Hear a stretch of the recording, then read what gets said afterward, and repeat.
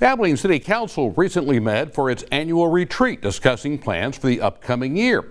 Some of those plans including renovations to the Abilene Convention Center in downtown. From renovations to the auditorium to make it more ADA friendly, to adding more aisles and updates to the seats, as well as adding kitchen space, concessions, and a portable bar.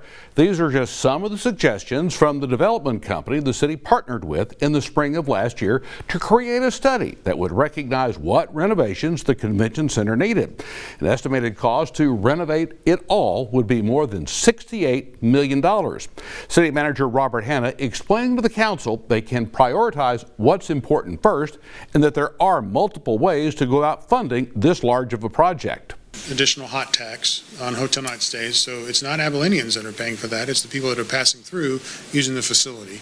The other way of doing it would be ask the voters, and maybe you do both even. Maybe you do the venue district and then you ask the voters to issue bonds in the amount that would be the delta of whatever the total project cost would be.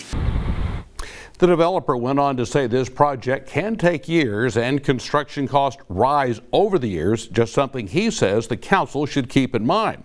While no action was taken at this meeting, Mayor Weldon Hurt says it's good to know what potential renovations could mean and look like for the city. But regardless, if they do it all or some, making sure the entire convention center is up to code is his priority.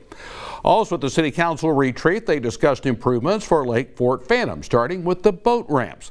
The city looked at the northwest and southeast boat ramps, which are both worn down and in need of a refresh. The cost for the northwest ramp would be just over $2.2 million, and the southeast ramp would be more than $1.8 million.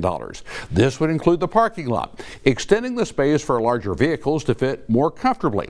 Leslie Andrews, Abilene's Parks and Recreational Director, says there are grants available to fund it.